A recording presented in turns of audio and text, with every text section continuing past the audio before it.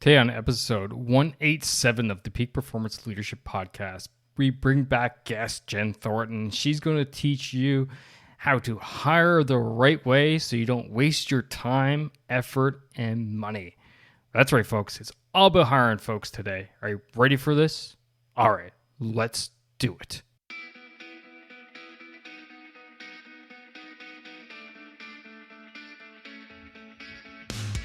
Welcome one, welcome all to the Peak Performance Leadership Podcast, a weekly podcast series dedicated to helping you hit peak performance across the three domains of leadership. Those being leading yourself, leading your team, and leading your organization. This podcast couples my 20 years of military experience as a senior Canadian Army officer with world-class guests to bring you the most complete podcast of leadership going. And for more, feel free to check out our website at movingforwardleadership.com. And with that, let's get to the show.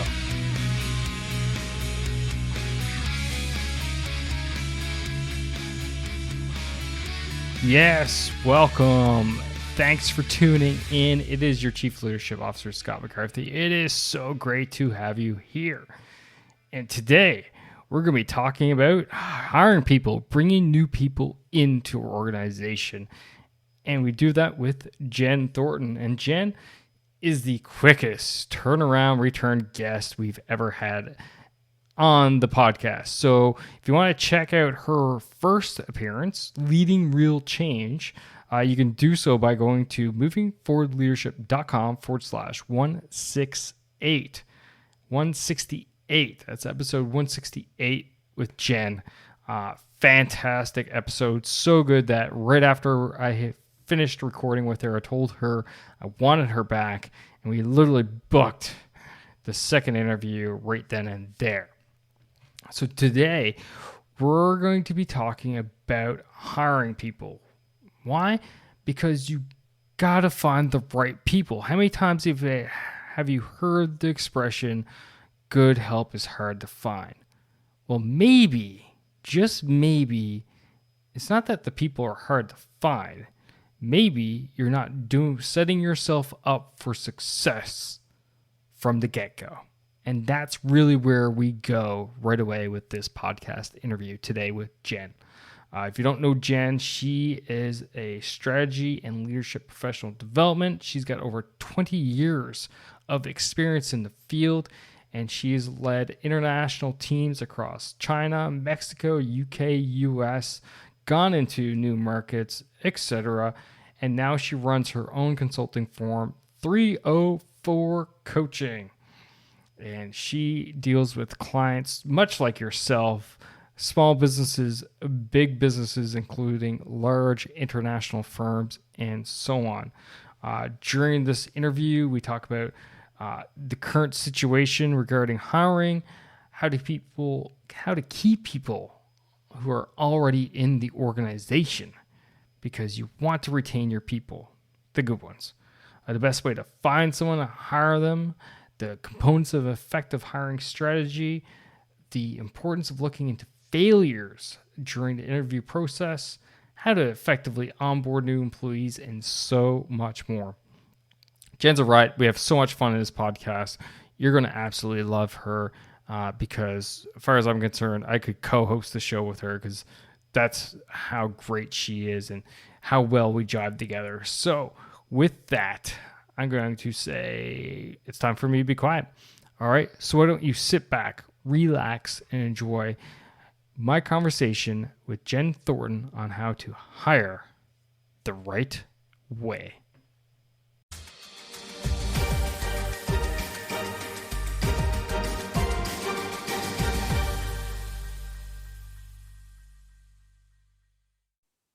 And we're live. Jen, welcome back to the show. So great to have you here. It is so good to be back. And like we were saying, we could talk forever and, just keep going. So congratulations. I like to throw awards out from time to time to my guests. You have won the award of the quickest return guest. Woohoo! Booked after we hit stop on the last episode, which was only 19 episodes ago. So like you gotta be fresh. You're gonna be fresh in the listener's mind out there for sure. Good. Well, I'm excited to be back and continue the conversation because it was going so well last time, but we couldn't go on forever. No, we couldn't. So last time we were talking about leading change. And for the listener out there, if you did not hear Jen the first time, you need to go back. You need to listen to episode 168, and you can hit that by going to movingforwardleadership.com/168, leading real change. But today we're going to be talking about hiring people and hiring the right people and making sure we're set up for success, because you were just talking about it before I hit record. I told you to hit pause. So let's hit Yes. play on what you're going to talk about before. So, what's going on right now in the whole hiring world and the situ that's up? What's interesting right now, and people were kind of starting to talk about it maybe mid 2020, knowing when we were going back to a more traditional work schedule or a traditional office, that there were going to be some changes. And the term that's being kicked out there a lot is the Great Resignation. And so what we're finding is that many people over the last year and a half have maybe decided, hey, I want to do something different with my life. I want to have, more time off, or I want to have a blended schedule, or my job changed and it's just not what I want anymore. Or there's the group of people who are working for leaders who were leading through crisis management and kind of got stuck there. And, they're just not being led in a way that feels good to them. And there is probably even 10 more things I could list. But what we're finding right now is that people are resigning from their job at a rate they've never done before. And this creates an incredible opportunity for organizations to hire new talent, but also a great opportunity for them to kind of crack the code on how to keep the talent that they don't want to lose.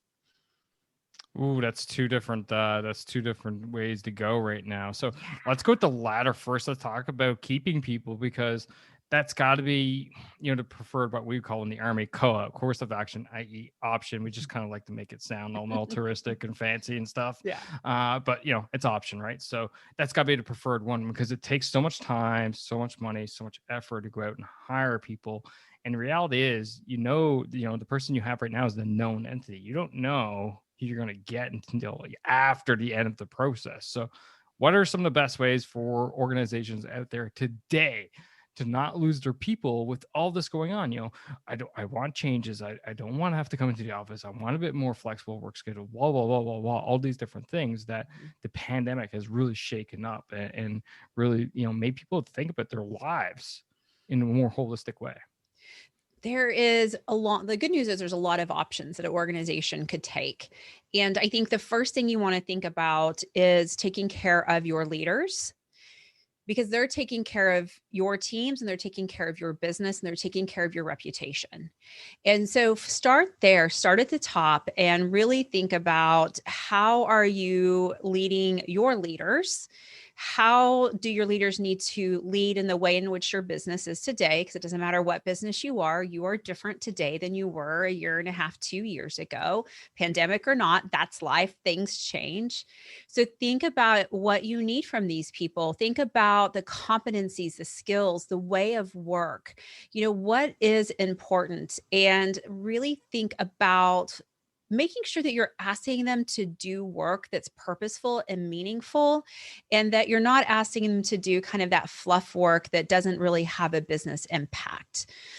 And so start there. What we're finding here and at my agency is that people are investing in their leaders like they've never done before. And I think that's fantastic, because that's the first step in keeping them, is investing in them. Then past that, really start to think about, how can you be incredibly efficient and purposeful across the teams? And so it really starts with organizational design and stopping and saying, what jobs are important? How are we going to do those jobs? And then ensure that you have the right people in those jobs, because we're doing things different. A person who excelled in a job today may need to be in a different job because they'll excel even more. Someone who maybe struggled in a job 2 years ago may actually be a fantastic fit for it today. We don't know. But really taking the time and not assuming that everyone's in the right job, but finding a way to think about what do we need to do and how do we best match that. And it's almost like kind of shake it up a little bit and get people matched really well. And I think those are some of the first steps that you can take to start to think about providing people with purpose and structure and a reason to come to work every day. I love the first part, taking care of the leaders within your organization, because it's basically a litmus test Mhm. of an organization. When you start seeing senior leaders, senior management, rats from a sinking ship, people Mhm. start shaking, scratching their head and like, okay, what's going on that I don't know here, that I'm not privy to? Why is all these senior leaders leaving? So if you take care of them, kind of reinstills confidence in, quote unquote lower ranks, or, their subordinates. But at the same time, it instills the confidence in those leaders to be able to, okay, go out and do their job, go out and take care of their people, to do those sales calls, to do that marketing plan, to go out and affect the change, or get the revenues brought in, all those things that are needed to be done to help the organization run effectively. So that was a really interesting point, one I wasn't expecting to come up. I try to keep you surprised. You keep me on my toes. I definitely will give you that much. But second part is I liked about changing people up and shifting around and realizing that, okay, someone, Joe there, who's not necessarily a great worker in that job today, due to either a change in the requirements of that job, may become a great worker, or if you shift them to another job, may strike the area of genius. And that's what I like to refer to it as, are we employing our people in their areas of genius? Even myself personally, recently I would just shift the jobs, and before that I was not in my area of genius, and it showed. Like, I struggled personally with it. I did the best job I could day in, day out, but it just was not the work that made me come alive and where I, got 100% out of me.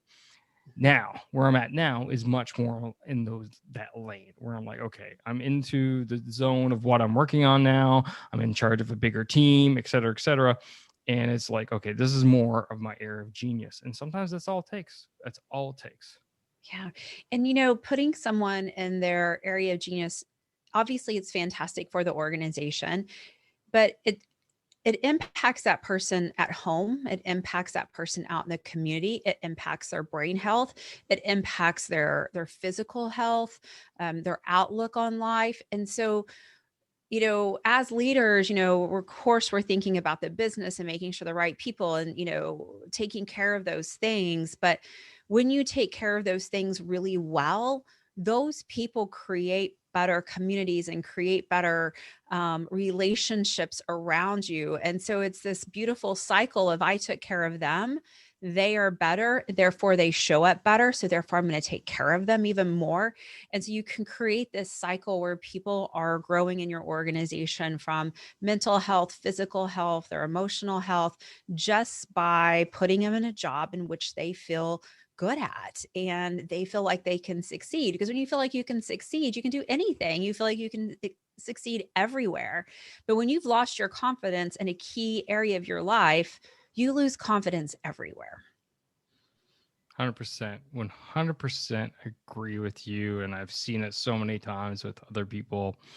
And it's so true. It's just, let's see where else we can employ such and such a person, Mhm. vice, showing them the door. Uh, Yeah. but now let's go back. Let's dovetail back. So we talked about hiring people, keeping people in an organization. I guess, in the final thing I would wrap this up with is, for the leaders out there, you just need to have a conversation with your people. What's working for them, what's not working for them. Listen to them. If they say, hey, this is not my area of genius, the work that I'm doing right now, it's not something that makes me come alive or you can get the most out of me, then it's like, well, what would be, how would you employ within the scope of our organization or team or whatever, have these conversations. Oh, we need a bit more flexibility. Okay, how can we help you achieve this so that one, we don't lose you, and two, you stay a happy, healthy employee. So let's go back to the other side of the coin, i.e., empty position. Someone, they left. People leave. It happens, right? We have an empty position. We need to hire someone. Let's go hard. Let's go fast. Let's find the first person we find and put them in the chair, right? That's the best way to do it, right? Fill the hole right now. Absolutely. Yeah. Just grab someone off the street. I'm sure we can teach them how to do it. Yeah. So absolutely not, she says. Yeah. Don't do that. No, that's bad. Don't do that.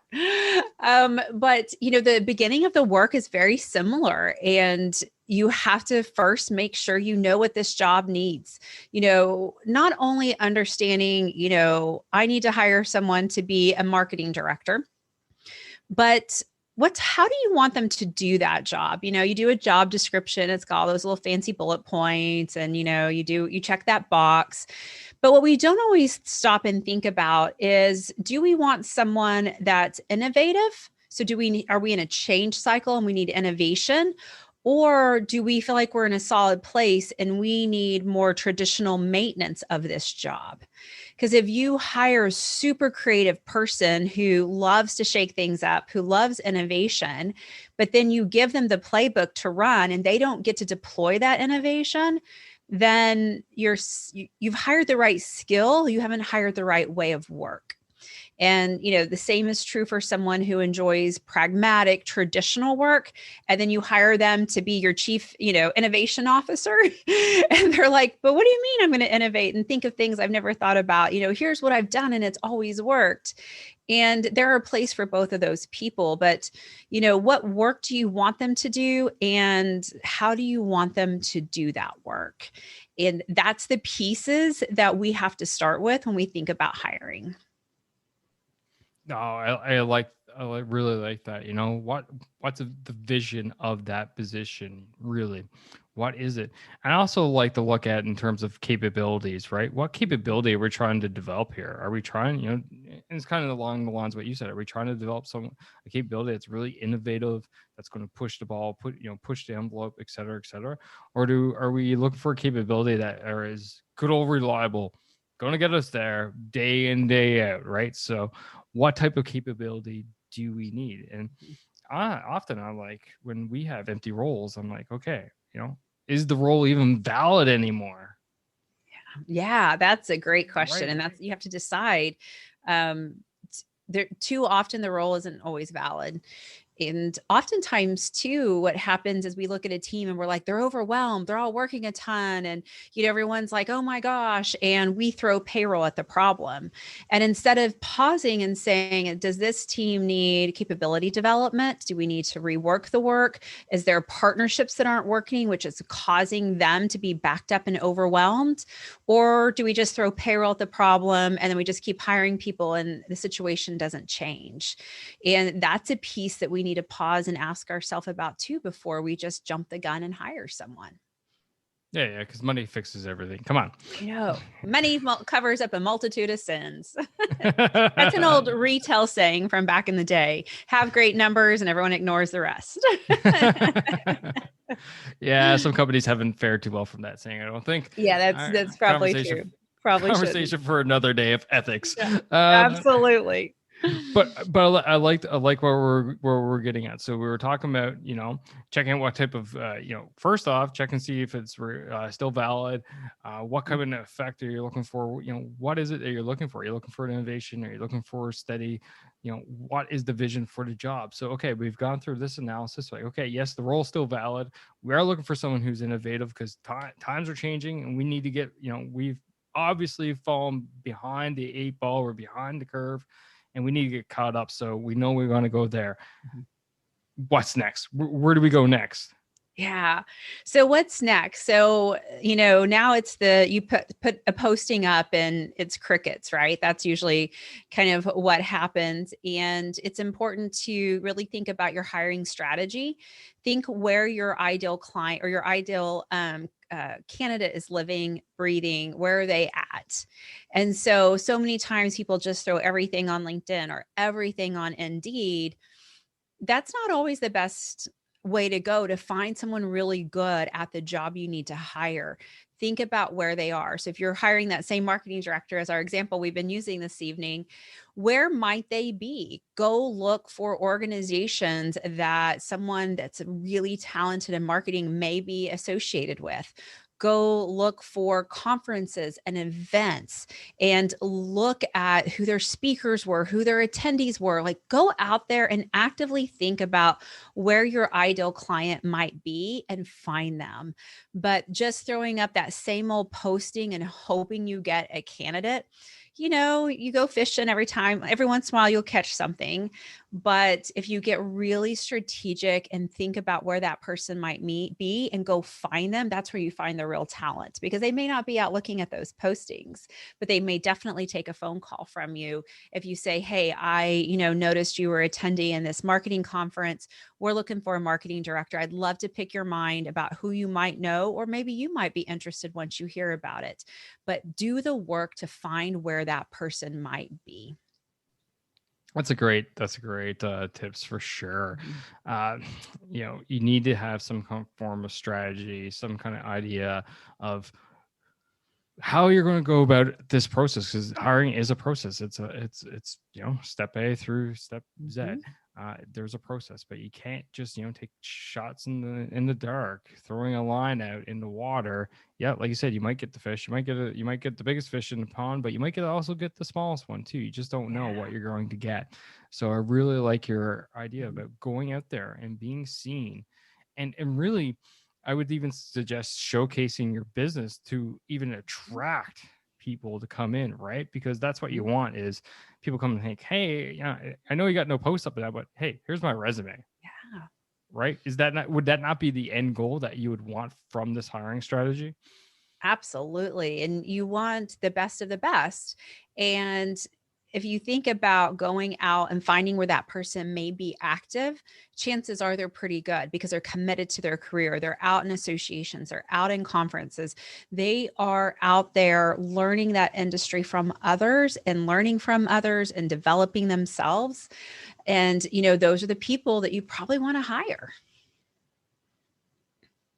For sure. So going, fishing where the fish are is one component of effective hiring strategy. What are some other ones out there that you can help the leaders listening with? So I think that we interview people completely wrong.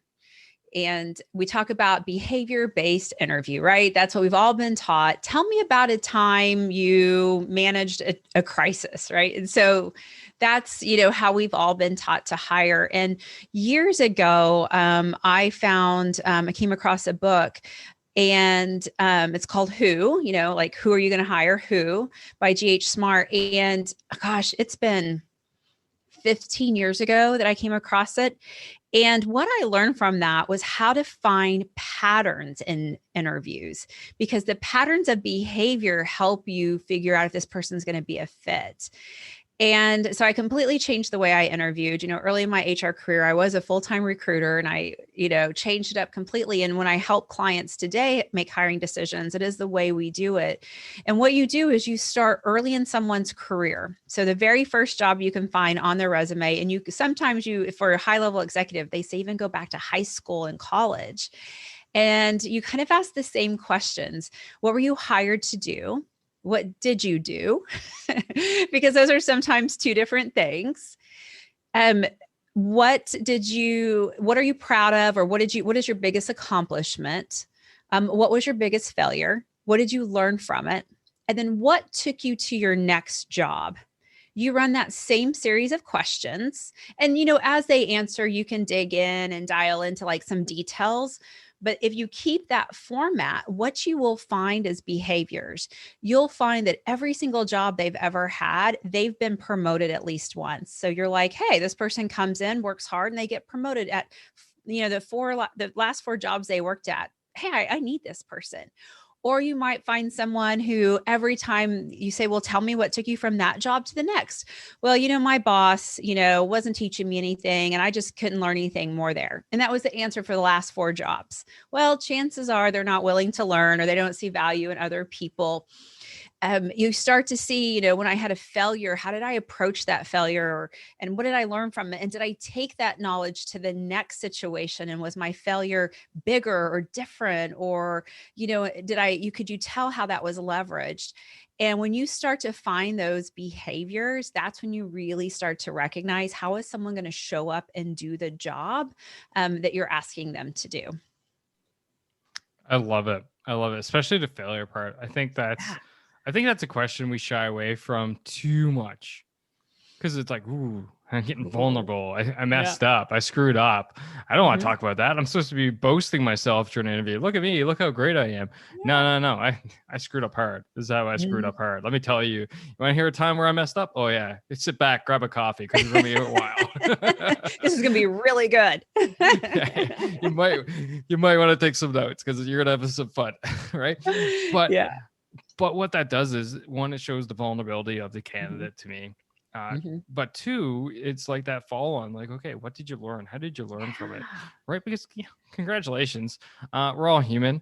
Mhm. I mean, humans make mistakes, and I tell my people all the time, it's like, I don't care. I don't care if you make a mistake. What Mhm. I care about is, one, not being blindsided by it if I don't need to be blindsided by it, and two is, what are you going to do differently so that this most likely won't occur again? You can never say won't occur again, but most likely will not occur again, right? Yeah. Because we just don't know the future. We don't know what's going to happen. So Yeah. that is where, to me, is like, okay, this is where you can tell the difference of someone's character. Is like, did they take ownership of it? Did they, learn from it? Are they changing, habits, behaviors, processes, their own little workings, whatever, depending on what the mistake was. So I think that's something we need to talk more about, not Mhm. less about. The other thing that's interesting about talking about failures, you're absolutely right. We should talk about it for all those reasons. And when you talk about it with someone in an interview, the thing that I like to discover is, if they struggle to think of a failure, you might think, oh, well, they're so good, they never fail. Well, if you're not failing, or you haven't stepped on something and gotten a little bit of trouble, you're either focused so much on perfectionism that you don't allow yourself to mess up. You don't allow those things, which means you're maybe not allowing yourself innovation. Because if you've never failed, you've never innovative or been innovative, and they go hand in hand. So if I talk to someone and they're like, my biggest failure was, we, looked at the information, we researched it, and the marketing strategy we went with was X. What we didn't know, 30 days later, there was going to be this change in social views, and we couldn't have predicted that. And so the marketing landed flat. How we pivoted, how we changed that was this and this. But what I learned was, have a plan B, or, whatever. And so then you're thinking, okay, this person's okay with innovation because they're okay with failure. You remind me of a part of our conversation from last episode. I brought up Kodak, and it came back up again. Yeah. Because I remember listening to Jeffrey Hazlett, and he was talking about how they were running an ad campaign for Kodak and Kodak Inc., and they were doing it in the movie theater, and they were giving out discounts, and it was before the movie started, and they said, okay, text 1234 to whatever number, and you'll get your discount code and blah blah blah. And the failure was, well, what do you do when you go into a movie theater? You turn your phone off. You turn your phone off. So Yeah. the sample, for whatever reason, the theater that they sampled that worked great, because I guess that theater didn't tell people to turn their phones off. But when they launched it, it was a huge failure, right? Mhm. But you had to own it. And Yeah. what do you do differently? So Yeah. And there had to be someone in that room that was like, I don't know about that. And that again, ex- it's speaking up in the workplace. that's exactly what we were talking about Yeah. last time.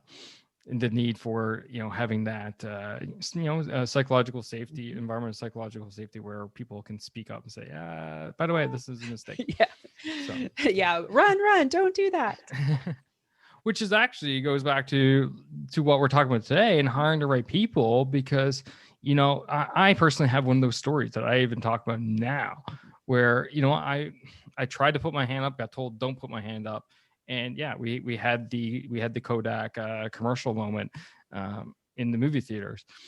But now I use that story as, I should have pushed harder. I should have said something. I should have put my hand up regardless and said what I needed to say, because would have averted that situation.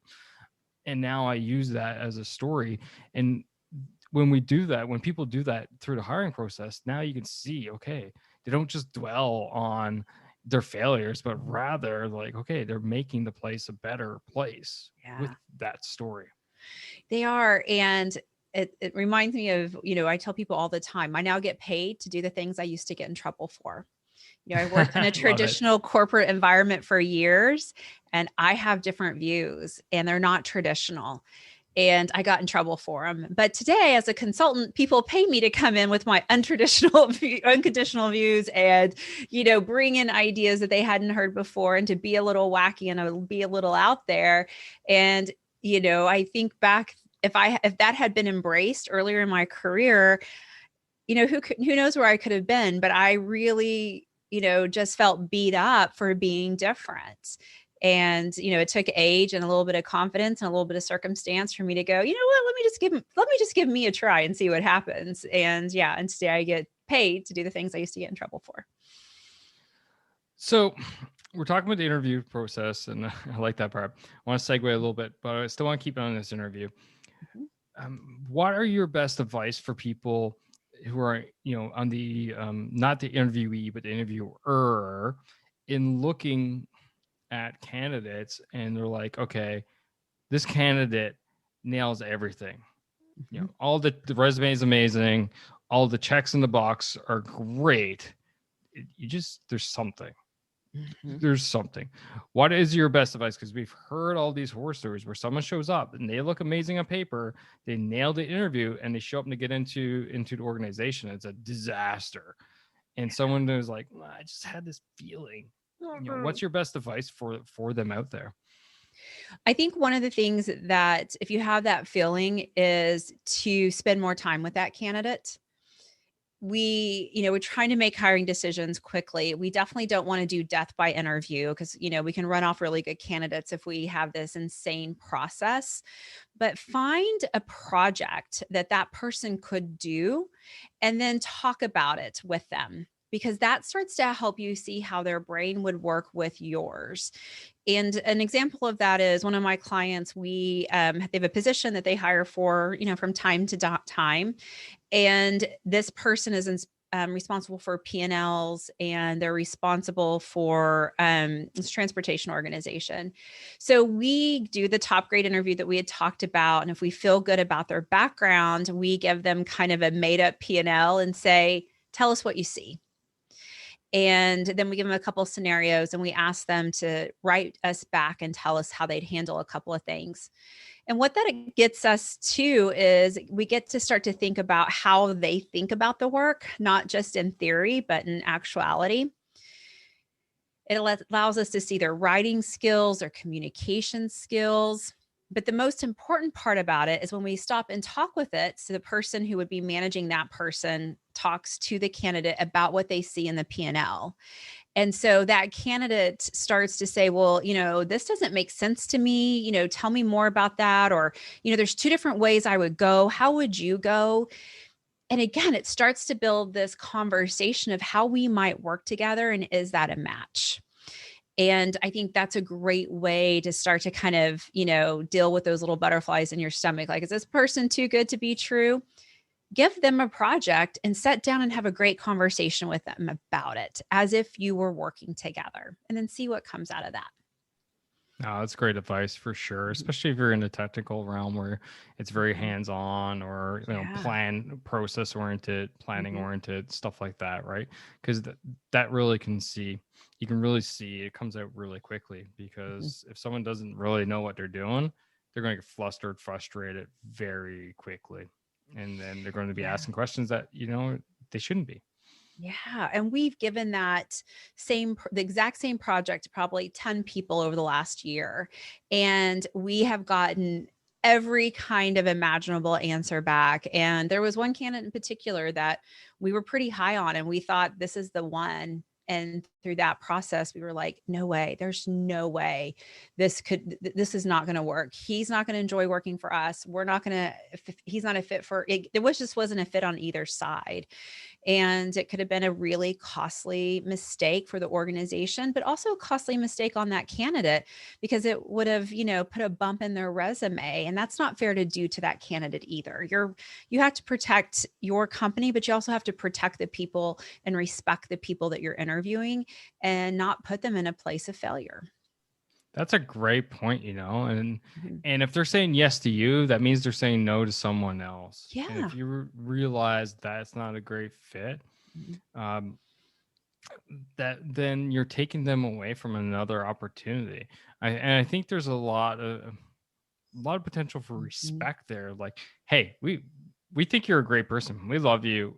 We just don't think you're a great fit for this role. If another opportunity pops up, feel free to apply. And then, if I was on them, like, I can respect that. Thanks for not putting me in a situation where I wouldn't want to be in the first place. Every time someone changes jobs, they change the course of their life and the life of their family. And so when we hire people, we have to be responsible to that because that person is taking a chance on our company with their livelihood. And I don't think hiring managers pause and recognize what that power is. Oh, mic drop moment. Jen's in the house. I'm telling you, that is so true. All right, so let's blast through. So we've decided the position. We figured out the requirements. The capability we want to develop there, the vision for it. We've gone through the interview. We found the butterfly person. We said thanks, but no thanks. You might maybe next time. We found the right candidate. Drop them a letter of offer. We both sign it. Yeah. Job's done, right? That's it. Or am I missing that? Wouldn't that be great if that was it? And you just like pick them up and like plugged them into their position and they knew everything and it was all fine. Wouldn't that be great? Well, unfortunately, some people think that way. And then they wonder why it doesn't work out. Yeah. So onboarding is obviously incredibly important. And I look at onboarding probably a little different too. And how I look at onboarding is really thinking about prioritizing the work you want this person to do. So if you've got 10 things for this person to do in their job, find the 3 most important things, not the easiest stuff to teach, the 3 most important things this person's going to be responsible for. Teach them that first. Let them get some wins. Let them get some confidence.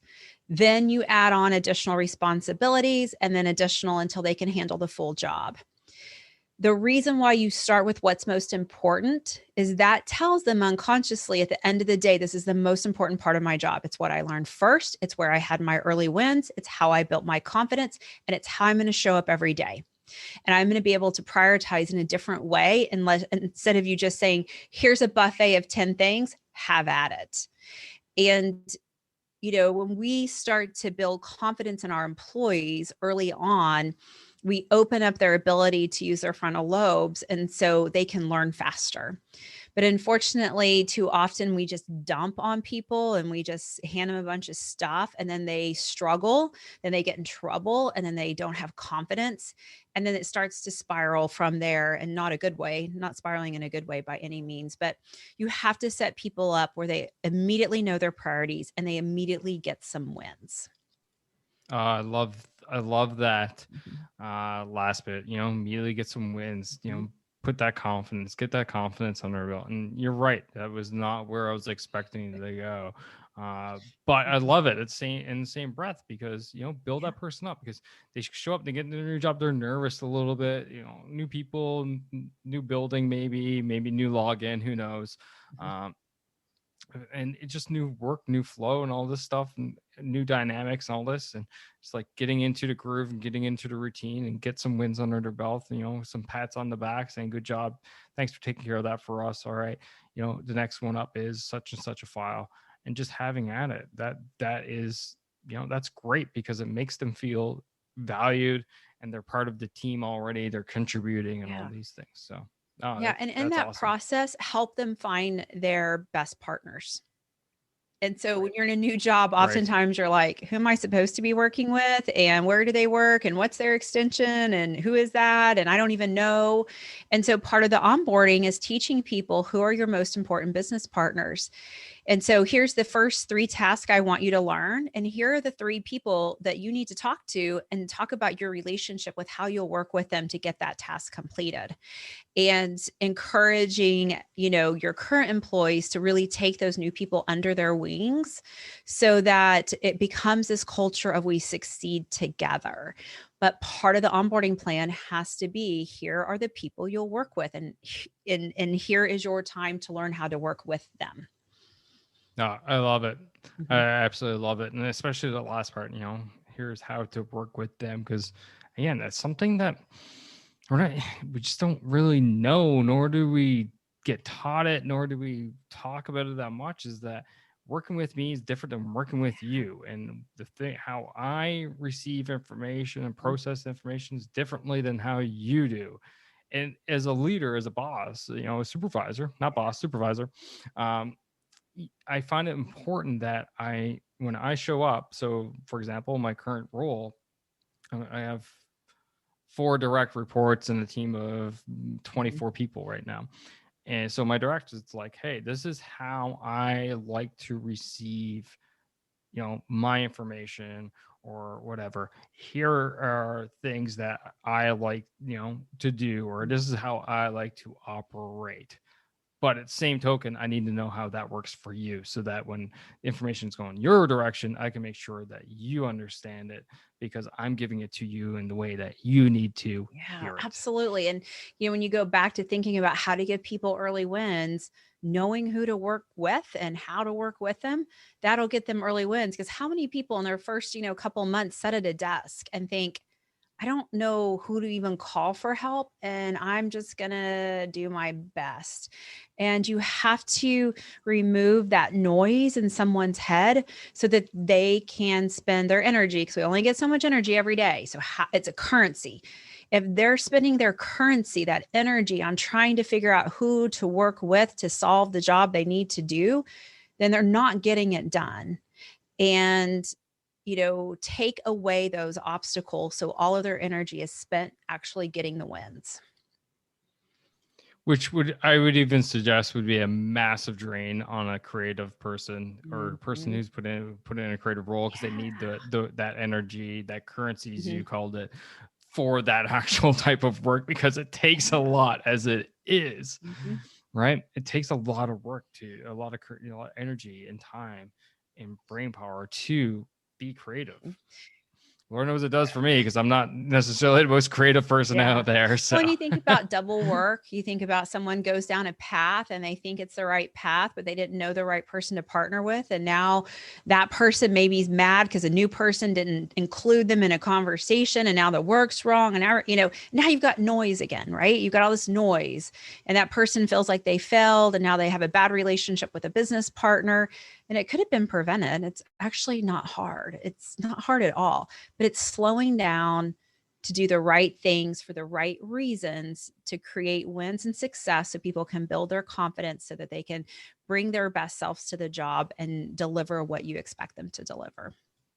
beautiful. So I'm going to sum this up pretty quick.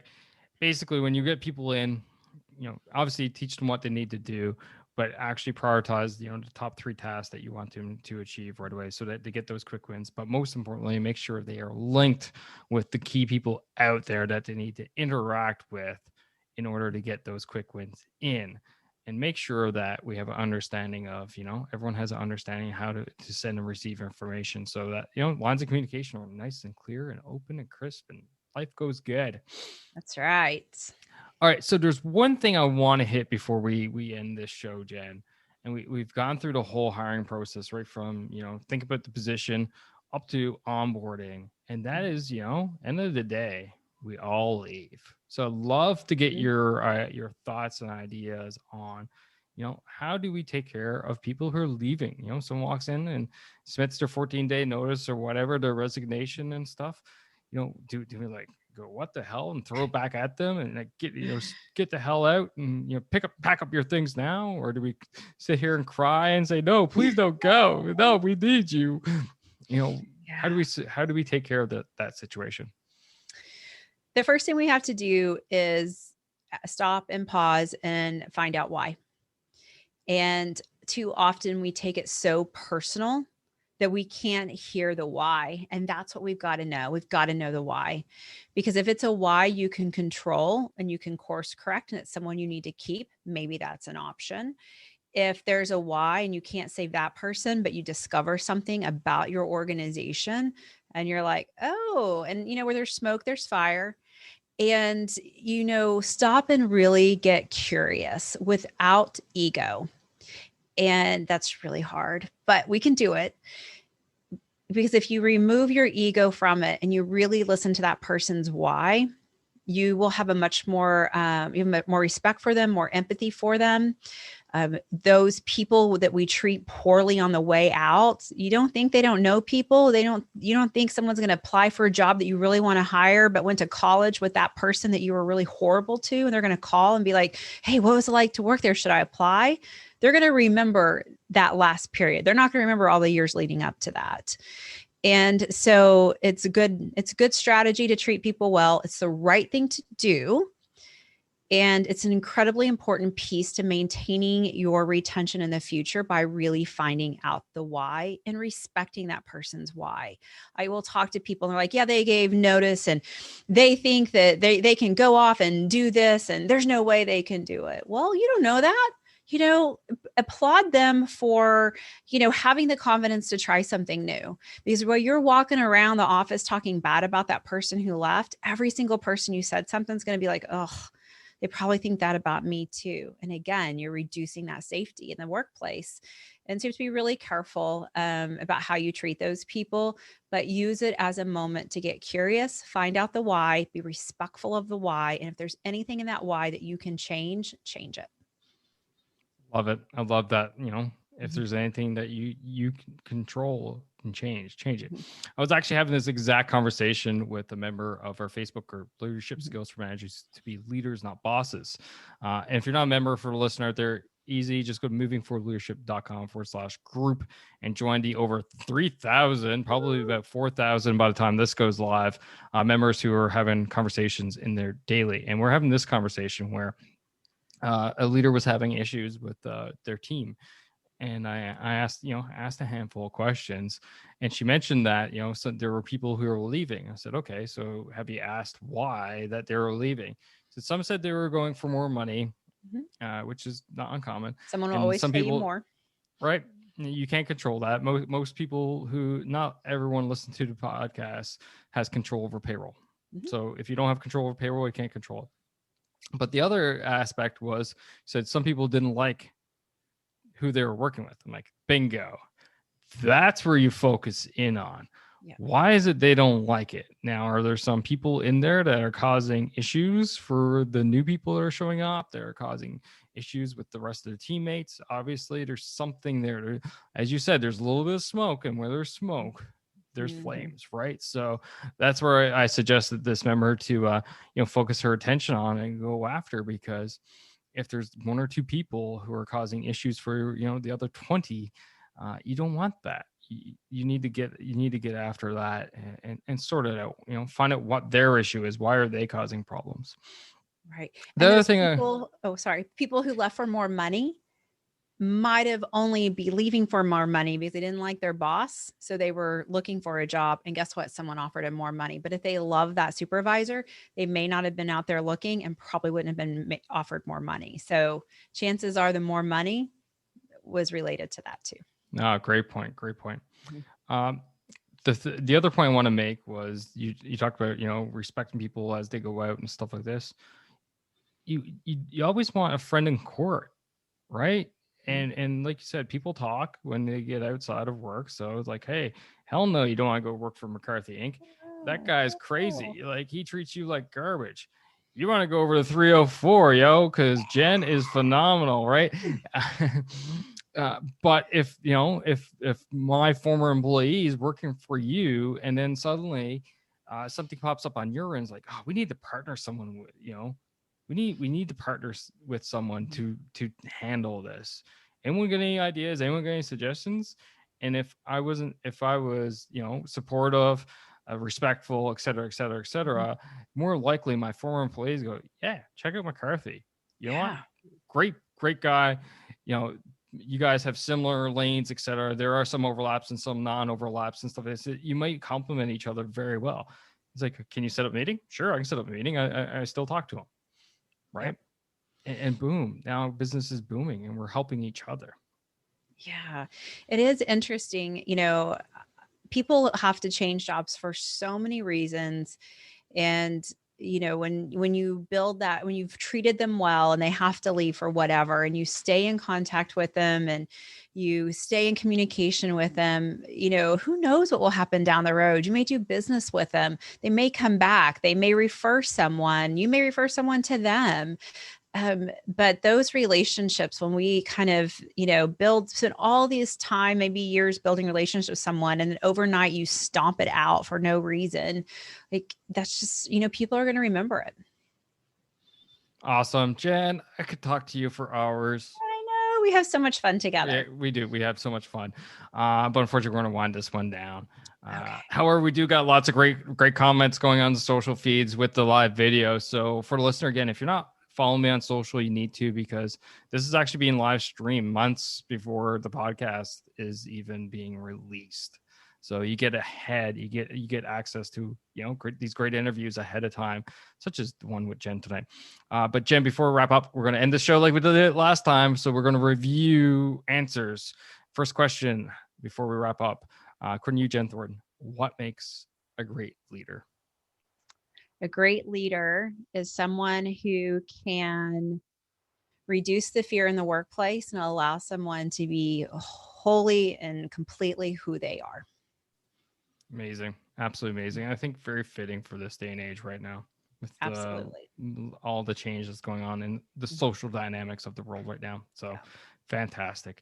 And the final question of the show, where can people find you? How can they follow you? Shameless plugs. Have at it. Yeah. So you can connect with me on LinkedIn at Jen Thornton, ACC. You can also connect with us on our website at 304coaching.com, where we have a ton of resources that you can download and enjoy and find podcasts like this one. Amazing. And for the listeners, always, it is easy for you. Go to movingforwardleadership.com/187. Links are in the show notes. Jen, thank you. I appreciate you. I appreciate the time and this friendship that we have going on. It's fantastic. Yes, I appreciate you. And I hope you and all your followers have a fantastic evening.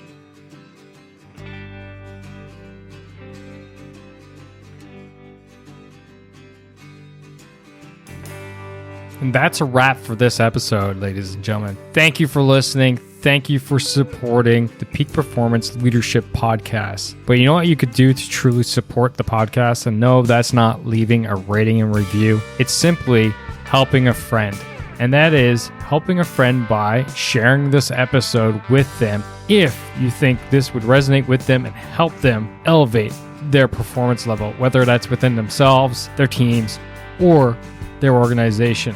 So do that. Help me, help a friend, win-win all around. And hey, you look like a great friend at the same time. So just hit that little share button on your app, and then feel free to fire this episode to anyone that you feel would benefit from it. Finally, there's always more. There's always more lessons around being the highest performing leader that you can possibly be, whether that's for yourself, your team, or your organization. So why don't you subscribe? Subscribe to the show via movingforwardleadership.com/subscribe. And until next time, lead, don't boss, and thanks for coming out. Take care now.